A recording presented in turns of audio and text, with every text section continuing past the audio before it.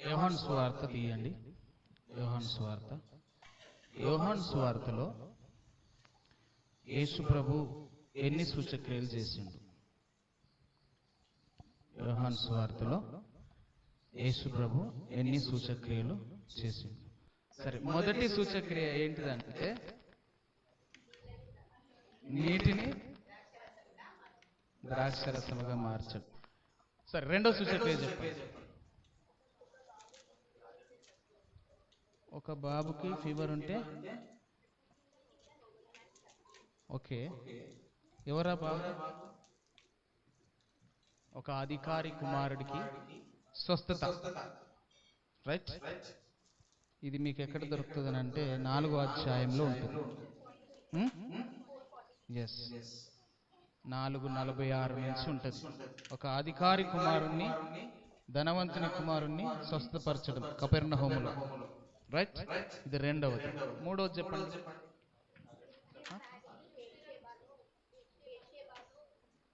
బెర్షెబా, బెతెస్దానే కోనేటి దగ్గర ఏం చేసింది? 38 సంవత్సరముల నుంచి వ్యాధి కలిగినటువంటి ఒక వ్యక్తిని బాగు చేసి. ఇది మూడోది. రైట్. నాలుగోది చెప్పండి. నాలుగోది నువ్వు చెప్పినావు కదా ఇందాక, 5,000 మందికి. ఎస్, అది నాలుగోది. 5 రొట్టెలు 2 చేపలు 5,000 మందికి ఆహారముగా పెట్టడం. ఎన్నోది అది? నాలుగోది. రైట్. ఇప్పుడు ఐదోది చెప్పండి. ఓకే, ఐదోది నీటి మీద నడవడం. ఐదోది ఏంటిది? నీటి మీద నడవడం.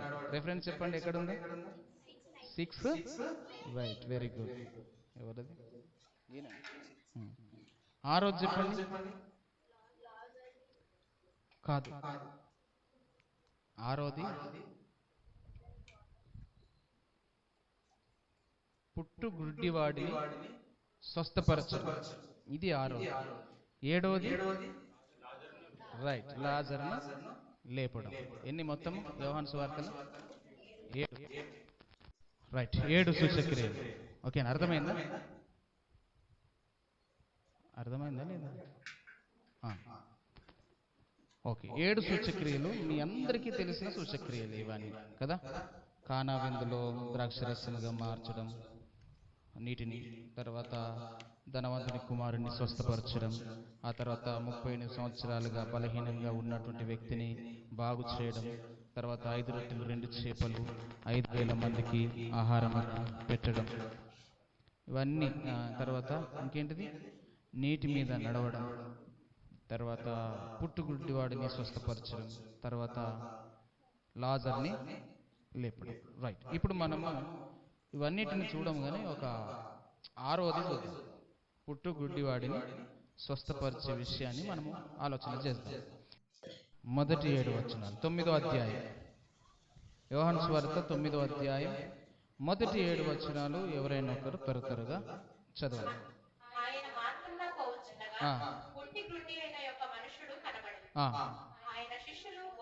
బోధకుడా,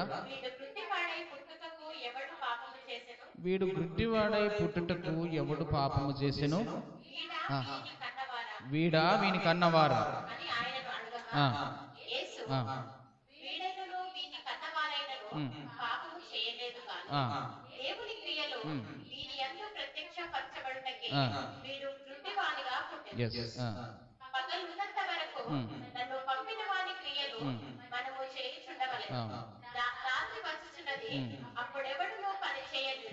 నేను ఈ లోకంలో ఉన్నప్పుడు లోకమునకు వెలుగని చెప్పాను.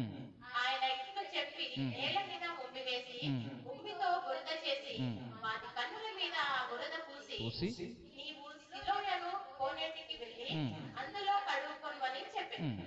సిలోయను అను మాటకు పంపబడిన వాడని అర్థం. ఓకే, వాడు వెళ్ళి కడుక్కున్నాడు, చూపు గలవాడు అయింది. ఓకే, 7 వచనాలను మనం త్వరగా ధ్యానించుకుందాం. ఇది 6వ సూచక్రియ. ఎన్నో సూచక్రియ? 6వ సూచక్రియ. మీకు దాదాపుగా ఇంతకు ముందు అప్పుడప్పుడు విన్నటువంటి మాటలే. సరే, మళ్ళొకసారి జ్ఞాపకం చేసుకుందాం. చూపు పొందక ముందు అతని పరిస్థితిని మనం ఒకసారి జ్ఞాపకం చేసుకుందాం. చూపు పొందక ముందు యేసు ప్రభును ఆయన శిష్యులు కలిసి మార్గంలో వెళుతున్నారు. మార్గమున వెళుతున్నప్పుడు ఈ వ్యక్తి అక్కడ కనబడ్డాడు. ఈయన పుట్టుకతోనే గుడ్డివాడు. మీరు నన్ను చూడండి, ఈయన పుట్టుకతోటే గుడ్డివాడు. ఇప్పుడు శిష్యులు ప్రశ్న వేశారు, ఏమని? ప్రభువా, వీడు గుడ్డివాడుగా పుట్టడానికి ఎవడు పాపం చేసిండు, వీడా వీని కన్నవారా అని అడిగాడు. సాధారణంగా పిల్లలు పుట్టినప్పుడు ఏదన్నా లోపంతో పుడితే అలాంటి మాటలే అంటారు. పుట్టుకతోనే ఆ లోపం వస్తే గనక ఎవరికో ఉండవచ్చు, అందుకనే వీళ్ళకి వచ్చింది అని అంటారు కదా. ఎవరికో ఈ యొక్క లోపం ఉండవచ్చు, వాళ్ళ తాతకో లేక వాళ్ళ ముత్తాతకో ఎవరికో ఉండొచ్చు, అందుకనే ఈ బాబుకి వచ్చింది లేక ఈ అమ్మాయికి వచ్చింది అని చెప్పి మాట్లాడుతూ ఉంటారు. అవునా? సో ఇక్కడ అదే మాట అడుగుతున్నారు, ఏమని? అయ్యా, పాపం ఎవరు పాపం చేశారు? వీడు పుట్టుకతోటే గుడ్డివాడుగా పుట్టాడు కదా, మరి ఇలాగ పుట్టడం కోసం ఎవరి పాపం?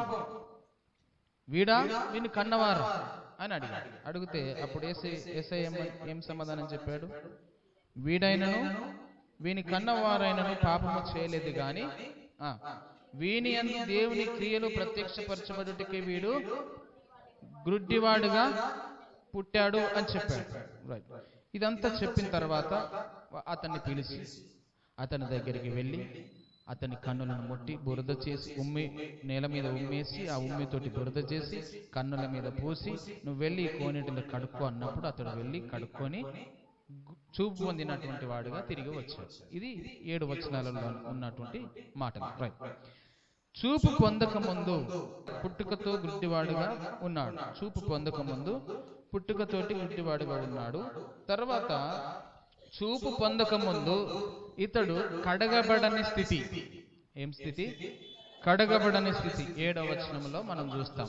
అతడు వెళ్ళి కడుక్కొనగా అని ఉంటుంది. అంటే అంతకు ముందు కడగబడలేదు కాబట్టి ఇతడు అలాగే జీవిస్తూ ఉన్నాడు, గుడ్డివాడిగా ఉన్నాడు. ఓకే. తర్వాత పొరుగు వారి దగ్గర అతనికి విలువ లేని స్థితి. పొరుగు వారు ఏమంటున్నారు? వీడే కదా ఆ గుడ్డివాడు. 8వ వచనంలో మీరు చూడండి. కాబట్టి పొరుగు వారును వాడు భిక్షకుడని అంతకు ముందు చూసిన వారును వీడు కూర్చుండి భిక్షమెత్తుకొనుచున్నవాడు వీడే కదా అని చెప్పి అనిరి. అంటే పొరుగు వారి దగ్గర ఇతడికి ఏం పేరు వచ్చింది? వీడు గుడ్డి భిక్షవాడు. వీడు భిక్షవాడుగా పేరు పొందుతున్నాడు, గుడ్డి భిక్షవాడుగా పేరు పొందాడు. కడగబడినటువంటి స్థితి, భిక్షమెత్తుకునేటువంటి స్థితి అనగా బీద స్థితి. తర్వాత 7వ వచనంలో అతడు పంపబడలేని స్థితి. అంటే ఎక్కడికి పంపబడ్డాడు? కోనేటిలోనికి పంపబడ్డాడు. ఆ కోనేటి పేరు ఏం పేరు? సిలోయమను కోనేరు. అంటే దాని అర్థం ఏమిటి? పంపబడిన వాడనే అర్థం. సో ఆ కోనేటికి వెళ్ళి కడుక్కోవాలి, కడుక్కుంటే శుద్ధి చేయబడతారు. అయితే పంపబడలేనటువంటి పరిస్థితి. ఆ పరిస్థితిలో యేసయ్య ఆ మార్గంలో వెళుతున్నాడు. అతడు ఒకవేళ వెళ్ళి కడుక్కుంటే, యేసు ప్రభు రాకముందే కడుక్కుంటే బాగవుతుండానా? కాకపో. ఎందుకు అనంటే యేసు ప్రభు ఆజ్ఞాపించకుండా చేస్తే అది జరగని పని. అందుకనే యేసు ప్రభు వచ్చాడు ఆ మార్గంలో. ఇతడు పుట్టుకతోటి గుడ్డివాడు అని చెప్పారు కానీ ఎన్ని సంవత్సరాలైందో రాయబడలేదు. కానీ పెద్దవాడుగా ఉన్నాడు. తర్వాత వీడు ఏం చేస్తున్నాడు? దీనికి కారణం ఏంటిది? మరి పుట్టుకతో గుడ్డివాడుగా ఉండడానికి కారణం ఏంటిది చెప్పండి? ఏం కారణం? చదివారు కదా. దేవుని క్రియలు వానియందు ప్రత్యక్షపరచబడుటకే. Praise the Lord. హల్లెలూయా.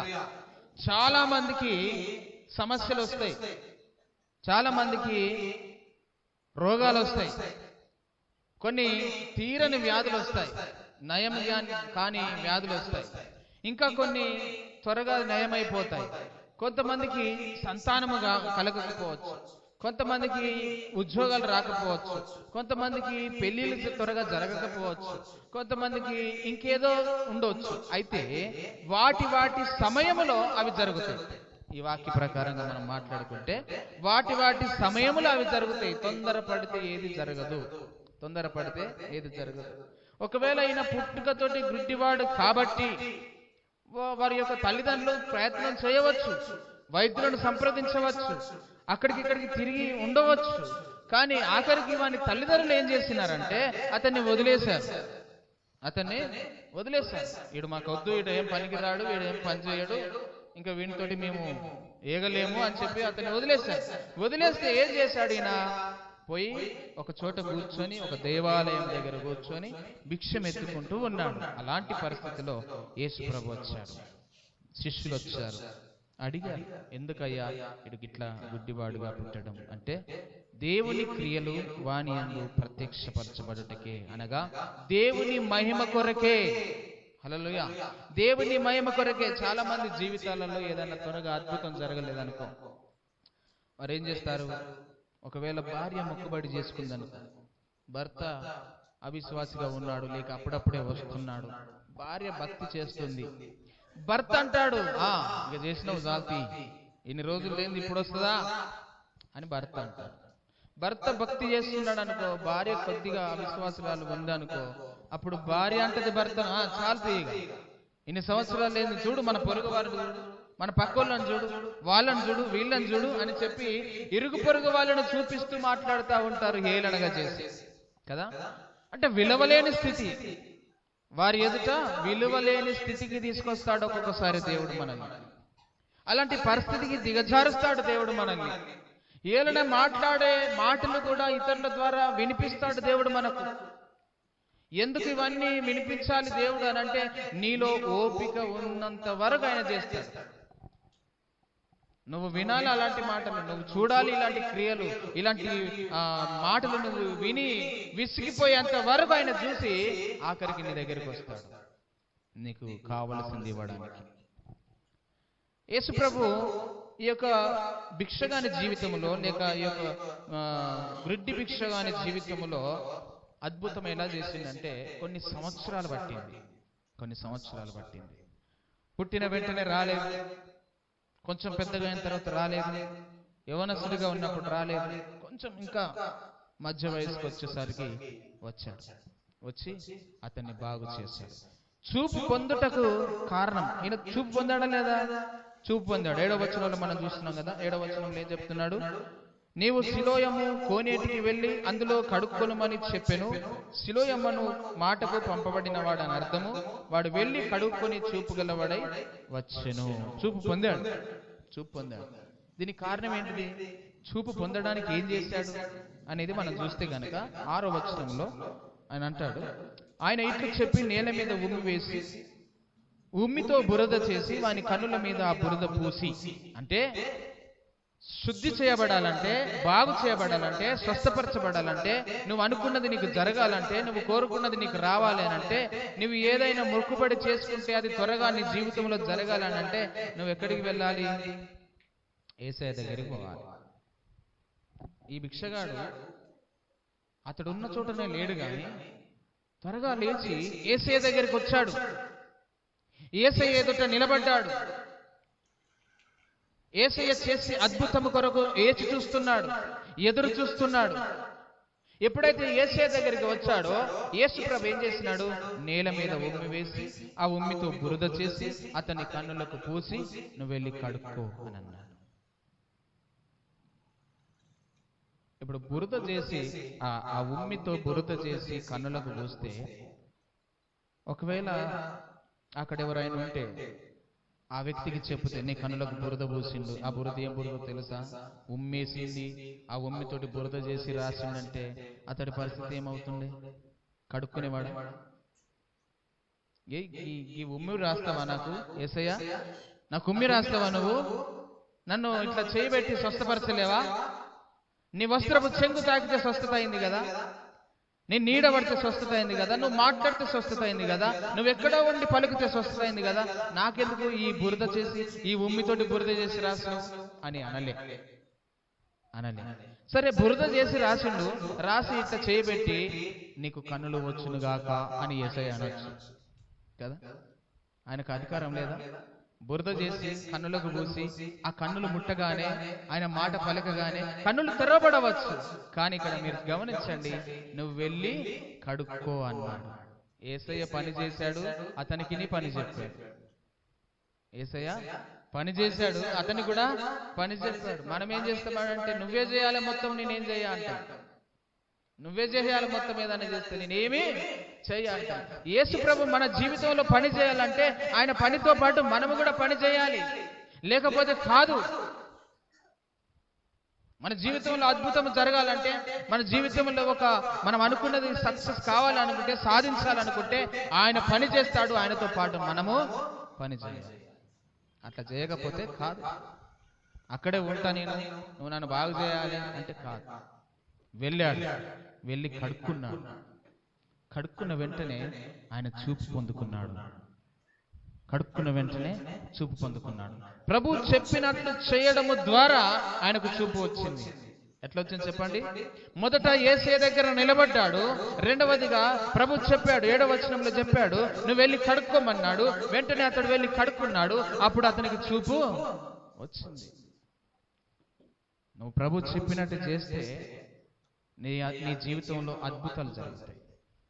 మనము చాలాసార్లు యేసయ్య చెప్పినట్టు చేయం, దేవుడు చెప్పినట్టు చేయం. ఆయన చెప్పని చేస్తూ ఉంటాం, ఆయన చెప్పని మనము చేస్తూ ఉంటాం. గురుడి భిక్షవాడు 7వ వచనంలో ఏమన్నాడు? నీవు సిలోయము కోనేటికి వెళ్ళి అందులో కడుక్కోమని చెప్పాను. సిలోయమును మాటకు పంపబడిన వాడని అర్థము. వాడు వెళ్ళి కడుక్కొని చూపుగలవాడై వచ్చను. అంటే వాడు వెళ్ళి కడుక్కొని చూపుగలవాడై వచ్చును. అంటే యేసయ్య చెప్పిన మాట చేశాడు, యేసయ్య మాటకు లోబడ్డాడు. ఆయన చెప్పింది చేయడం వల్ల అతడు చూపు పొందుకున్నాడు. అతడు చెప్పింది చేయడం వల్ల మన బ్రతుకులు బాగుపడతాయి. అతడు చెప్పింది చేయడం వల్ల మన కుటుంబాలు ఆశీర్వదించబడతాయి. అతడు చెప్పింది చేయడం వల్ల మనం ఇంకా ఆత్మీయంగా ఎదుగుతాం. వింటున్నారా? మీ పత్తి చేనులకు పురుగుల మందు కొన్నారనుకోండి, షాప్ అతను చెప్తాడు, ఇంతే పోయాలి, ఇంత క్వాంటిటీ పోయాలి, ఇంతకంటే ఎక్కువ పోస్తే నీ చెట్లు చచ్చిపోతాయి, జాగ్రత్త, పురుగు చావాలంటే ఇంతే పోయాలి అని చెప్తాడు. ఆడికి అట్లేం చెప్తాడు, మనమైతే పోద్దాం అని పోస్తే ఏమవుతుంది? అతడు చెప్పింది చేస్తేనే నీ చెట్లు బాగుంటాయి, నీకు పూత బాగా వస్తుంది, నీకు పత్తి బాగా వస్తుంది, నీ పంట చేను బాగుంటుంది. నువ్వు అతడు చెప్పింది చేయకుండా నీ ఇష్టానుసారంగా చేస్తే ఉన్న చేను నువ్వు నాశనం చేసుకుంటావు. నీ చేతులారా దాన్ని పెరిగి వేసుకునేటట్టుగా అయిపోతుంది. అందుకే మన బ్రతుకులు కూడా, మన జీవితాలు కూడా యేసయ్య చెప్పినట్టుగా మనం చేస్తే ఆయన మనల్ని ఆశీర్వదిస్తాడు, మనల్ని బాగు చేస్తాడు. చెప్పనిది ఏదైనా నువ్వు చేస్తే, ఆయనకు వ్యతిరేకముగా చేస్తే నీ జీవితం ఎప్పుడు కూడా బాగుపడదు అనేది మనం చూస్తుంటున్నాం. ఇప్పుడు చూడండి, అతడు దేవుని మీద విశ్వాసము కలిగి ఉంచాడు. దేని మీద? దేవుని మీద. బురద మీద కాదు, భూమి మీద కాదు, నూనె మీద కాదు. దేని మీద? దేని మీద అమ్మా? దేవుని మీద. మనం ఏం చేస్తాము? నూనె మీద విశ్వాసం మనది. చాలా మంది నూనె డబ్బాలకు ప్రార్థన చేయమంటారు. నీ విశ్వాసం దేని మీద? నూనె రాసి ప్రార్థన చేయమన్నాడు, కానీ నూనెనే స్వస్థత ఇస్తుందని చెప్పలే, నూనె బాగు చేస్తుందని చెప్పలే. అప్పుడు ఒలివ నూనె ఔషధముగా వాడిరు, ఒక మెడిసిన్ గా వాడిరు. మనము పత్రికలో చూస్తే, యాకోబు పత్రికలో, మీలో ఎవరైనా రోగి అయి ఉంటే అతడు సంఘ పెద్దలను పిలిపించుకొని నూనె రాసి ప్రార్థన చేయాలని ఉంది. సంఘ పెద్దలు వెళ్ళి ఏం చేయాలి? నూనె రాసి ప్రార్థన చేయాలని. ఆ నూనె ఒలివ నూనె, కొబ్బరి నూనె కాదు. నూనె రాస్తే నూనె ద్వారా స్వస్థత అవుతుందా? నూనె ద్వారా అవుతుందా? యేసయ్య చేస్తాడు, యేసయ్య చేస్తాడు. నీ విశ్వాసం ఎక్కడ ఉండాలి? దేవుని పైన ఉండాలి. ఆయన బురద పూసిండు, కళ్ళ మీద బురద పూసిండు. ఈ బురద నన్ను బాగు చేస్తుంది అని చెప్పి పోయి కడుక్కోలే, కానీ యేసయ్య నన్ను బాగు చేస్తాడని విశ్వాసంతో కడుక్కున్నాడు. ప్రైజ్ ది లార్డ్, హల్లెలూయా. నీ విశ్వాసము యేసయ్య మీద ఉండాలి, నూనెల మీద కాదు, నూనె డబ్బాల మీద కాదు, ఖర్చుల మీద అంతకంటే కాదు. అవునా కాదు? ఒకప్పుడు చాలా ఉండే ఇట్లాంటి నూనె డబ్బాల వ్యాపారం, ఖర్చుల వ్యాపారం బాగా నడిచింది అప్పుడు. ఒకప్పుడు మొత్తం మీద అవి బంద్ చేసే. దేవునికి స్తోత్రం, హల్లెలూయా.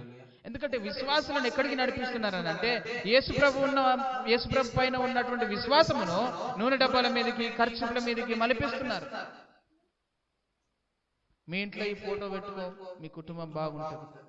ఇంకా కొంతమంది మా క్యాలెండర్ పెట్టుకోండి బాగుంటుంది. మా క్యాలెండర్ మీ ఇంట్లో ఉంటే మీకు నెమ్మది ఉంటుంది, మీ కుటుంబంలో శాంతి సమాధానం.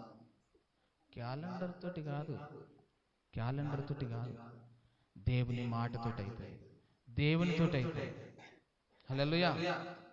ఇంకా కొంతమంది పాస్టర్లు చెప్తారేమని, మా దగ్గరికి 7 వారాలు రండి మీరు బాగా అయిపోతారండి, మా దగ్గరికి 4 వారాలు రండి, మా దగ్గరికి 5 వారాలు రండి, మా దగ్గరికి 2 నెలలు రండి, 3 నెలలు రండి, మీ కుటుంబాలు బాగా అయిపోతాయి, మీ సమస్యలు తీరిపోతాయి, మీ అప్పులు పోతాయి, మీ రోగాలు పోతాయి.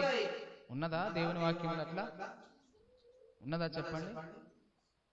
7 వారాలు పోతే అవుతుంది, 5 వారాలు పోతే అవుతుంది అని ఉందా ఇక్కడ? లేదు. లేకుండా మనం చేస్తాం తప్పు కదా. యేసు ప్రభు మాట మీద విశ్వాసం ఉంచితే బాగా అవుతుంది. ఈ గుడ్డి భిక్షగాడు ఆయన మీద విశ్వాసము కలిగి వెళ్ళి కడుక్కున్నాడు కాబట్టి బాగుపరచబడ్డాడు, చూపు పొందుకున్నాడు. తర్వాత ఏమైంది? అతడు పంపబడ్డాడు. ఎక్కడికి? కోనేటిలోనికి, కడుక్కోవడానికి, బాగు చేయబడడానికి పంపబడ్డాడు. పంపబడకపోతే బాగుపడలే. నువ్వు పంపబడాలి, నువ్వు దేవుని చేత పంపబడాలి, నువ్వు సువార్తకు పంపబడాలి, దేవుని పరిచర్యకు పంపబడాలి, దేవుని కొరకు వాడబడడానికి నువ్వు పంపబడాలి. దేవుని మాట విన్నాడు, దేవుడి చేత పంపబడ్డాడు, దేవుడు చెప్పినట్టు చేశాడు, ఆయన మీద విశ్వాసము కలిగి చేశాడు. ఆ తర్వాత కడుక్కున్నాడు, కడగబడ్డాడు, చూపు పొందుకున్నాడు. చూపు పొందుకున్న తర్వాత తర్వాత మనం మిగతా భాగం తర్వాత చూస్తే అనేక మంది అతన్ని చూసి ఆశ్చర్యపడ్డట్టుగా మనం చూస్తుంటున్నాం.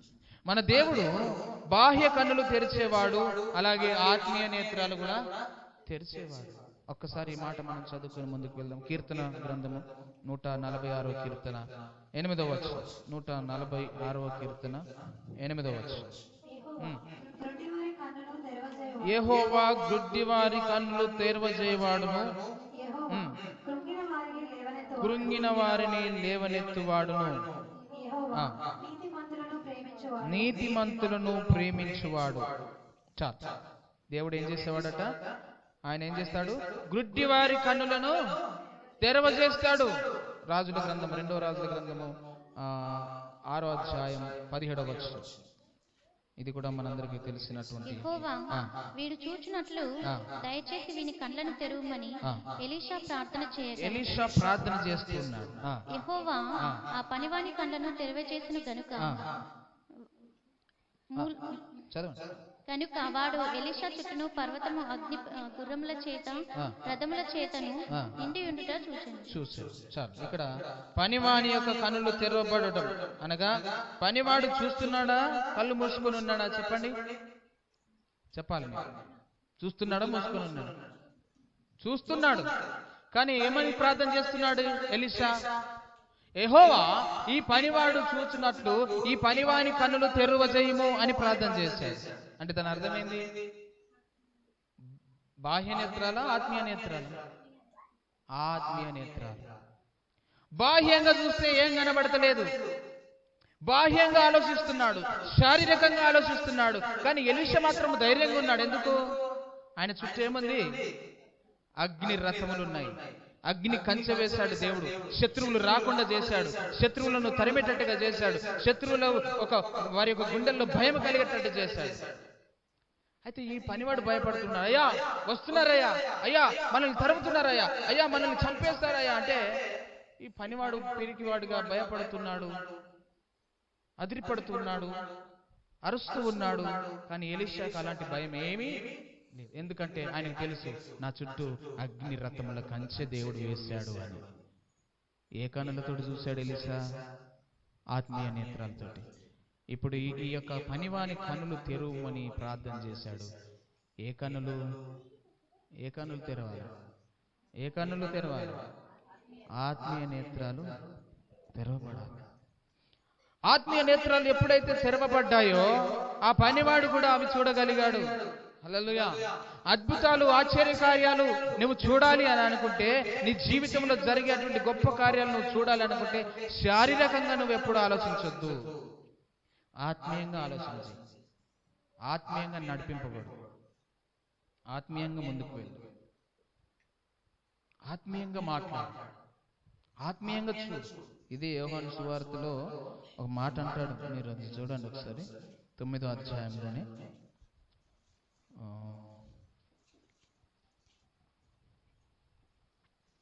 39వ వచనం. అప్పుడు యేసు చూడని వారు చూడవలెను, చూడని వారు చూడవలెను, చూచువారు గుడ్డివారు కావలెను, చూచువారు గుడ్డివారు కావాలని. ఏంది చూసేవారు గుడ్డివారు కావాలట, చూడని వారు అంటే అర్థమైంది. అంటే అర్థమైంది, ఇప్పుడు మనం అందరం చూస్తున్నాం కదా, ఇప్పుడు మనం గుడ్డోళ్ళం కావాలా? అంతేనా దాని అర్థం? అట్లనేనా? చూచువారు గుడ్డివారు కావాలి, చూడని వారు చూడాలి అంటే అర్థమైంది. ఇప్పుడు ఆది కాండములో ఆదామవ్వలు వారు తోటలోనికి వెళ్ళి పండు తెంపుకొని ఆ పండు తిన్నది హవ్వ. తిన్న తర్వాత ఏం జరిగింది? వారి కన్నులు తెరవబడేను అంటే దాని అర్థమైంది. అప్పటికి చూస్తలేరా వాళ్ళు? మరి మళ్ళీ కన్నులు తెరవబడడం అంటే ఇంకో మాట నేను చూపిస్తా. కొరింథీయులకు రాసిన పత్రికలో 4వ అధ్యాయం 2 కొరింథీ 4వ అధ్యాయం 4వ వచనం చదవండి. 2 కొరింథీ. దేవుని స్వరూపి అయ్యున్న క్రీస్తు మహిమను కనపరచు సువార్త ప్రకాశము వారికి ప్రకాశింపకుండా నిమిత్తము ఈ యుగ సంబంధమైన దేవత అవిశ్వాసులైన వారి మనోనేత్రములకు గుడ్డితనము కలుగజేసింది. ప్రైజ్ ది లార్డ్, హల్లెలూయా. ఇప్పుడు మనము దేవుని యొక్క మహిమను చూస్తలేము అనంటే, దేవుని యొక్క ఆశ్చర్య కార్యములను గ్రహిస్తలేము అనంటే, దేవుని యొక్క అద్భుతాలను మనం చూస్తలేము అనంటే, మనం ఏ కన్నులు మూయబడి ఉన్నాయి మనలో? ఆత్మీయ నేత్రాలు. ఆత్మీయ నేత్రాలకు గుడ్డితనము కలుగజేసింది ఈ యుగ సంబంధమైన దేవత. అందుకనే యేసయ్య అంటున్నాడు, చూసువాడు గుడ్డివాడు కావాలి, చూడని వాడు చూడాలి. ఎప్పుడు ఆత్మీయ నేత్రాలకు గుడ్డితనము కలిగింది? మీరు నేను ఫస్ట్ అడిగిన ప్రశ్నకు సమాధానము సరిగా చెప్పలే, అందుకే నేను ఇక్కడికి తీసుకొచ్చిన.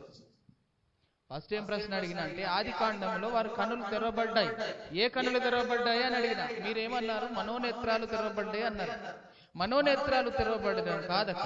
మనోనేత్రములు ఆల్రెడీ తెరవబడ్డాయి కాబట్టి వాళ్ళు ఏమి తెలియని వారిగా ఉన్నారు. వారికి దిగంబరులమని తెలియలే. వారికి తెరవబడ్డ ఏ కన్నులు అంటే శారీరక కన్నులు, ఆ యొక్క భౌతికమైనటువంటి కన్నులు తెరవబడ్డాయి కాబట్టి వారికి అర్థమైపోయింది, అయ్యో మనం దిగంబరులంగా ఉన్నాం కదా అని. క్లియరా? అర్థమవుతుందా? వారి కన్నులు అప్పటికి ఆత్మీయ కన్నులే, ఆత్మీయంగానే దేవుడు చేశాడు. వారిలో పాపము లేదు. వారు ఆత్మీయంగా చూస్తున్నారు కాబట్టి వారు దిగంబరులమనే సంగతి వారికి తెలియదు. అసలు పాపం ఏంటిదో ఏది ఏంటిదో అసలు వాళ్ళకు తెలియదు. అలాంటి ఆత్మీయత నేత్రాలు కలిగినటువంటి ఆ యొక్క ఆదాము హవ్వల కన్నులు మూయబడ్డాయి. ఎవరు మూశారు? ఈ యుగ సంబంధమైన దేవత వారి మనోనేత్రములకు గుడ్డితనము కలుగజేసింది కాబట్టి, భౌతికమైనటువంటి నేత్రాలతో చూస్తున్నారు కాబట్టి అంతా పాపమే కనబడ్డది. అయ్యో మనం దిగంబరులుగా ఉన్నాము కదా అని అనుకున్నారు. అర్థమవుతుందా? ఏమన్నా కన్ఫ్యూజన్? అర్థమవుతుందా? ఇప్పుడు చెప్పండి, ఆదాము హవ్వ కన్నులు ఏ కన్నులు తెరవబడ్డాయి, ఏ కన్నులు మూయబడ్డాయి? ఆత్మీయ కన్నులు మూయబడి, ఇప్పుడు గుడ్డి భిక్షగాని కన్నులు శారీరక కన్నులు తెరవబడ్డాయి. అదే 39వ వచనంలో ఏమన్నాడు? చూచువాడు చూడని వాడు చూడవలెను, చూచువాడు అంటే అర్థమైంది అంతే. మనము చూస్తున్నాం, మనమేంది? మన శారీరక కన్నులు మూయబడాలి, ఆత్మీయ కన్నులు తెరవబడాలి. అది దేవుని యొక్క ఉద్దేశం. నువ్వు ఆత్మీయంగా ఆలోచించినంత సేపు నీకు పాపం అనేది అర్థం కాదు, పాపం నీ జోలికి రాదు, నువ్వు పాపం జోలికి వెళ్ళవు. ఎందుకంటే నువ్వు ఆత్మీయంగా ఉంటావు, ఆత్మీయంగా ఎదుగుతావు, ఆత్మీయంగా ముందుకు వెళ్తావు. ఆత్మీయ నేత్రాలు కలిగి నువ్వు దేవుణ్ణి చూడగలుగుతావు. అవునా కదా? పనివాని కన్నులు తెరువు ప్రభువా అని ఎలీషా ప్రార్థన చేసింది. ఆడు చూస్తున్నాడు కదా, కానీ భౌతికమైన నేత్రాలతో చూస్తుండే కనుక ఆయనకు తెలుస్తలేదు ఏంది దేవుని యొక్క కంచె ఉన్నది. ఎప్పుడైతే ఆత్మీయ నేత్రాలు తెరవబడ్డాయో అప్పుడు అర్థమైంది, ఓహో దేవుడు మన చుట్టూ కంచె వేశాడా, మనకి కాపుదలగా ఉన్నాడా. మనం అందరం భౌతికంగా చూస్తున్నాం కాబట్టి మనకు అర్థమవుతుంది. అందుకనే ఆధ్యాత్మికమైనటువంటి కన్నులు కలిగి మనం చూడాలి. ఇప్పుడు మన కన్నులు తెరవబడాలి, మన గుడ్డితనం పోవాలి, మన ఆత్మీయ గుడ్డితనము తొలగించుకోవాలి. ఆత్మీయంగా ఆలోచన చేయాలి, ఆత్మీయంగా చూడాలి, ఆత్మీయంగా ముందుకు వెళ్ళాలి. ప్రతిదీ శారీరకంగా ఆలోచించకూడదు. దేవుని యొక్క వాక్య ప్రకారం ఆత్మీయంగా ఎప్పుడైతే నువ్వు ఉంటావో, ఎప్పుడైతే చూస్తావో, ఆత్మీయంగా ఎప్పుడైతే నువ్వు మాట్లాడతావో, ఎప్పుడైతే వింటావో, ఎప్పుడైతే నువ్వు కన్నులతో ఆత్మీయ కన్నులతో చూస్తావో అంతా నీకు ఆత్మీయంగానే అనిపిస్తుంది.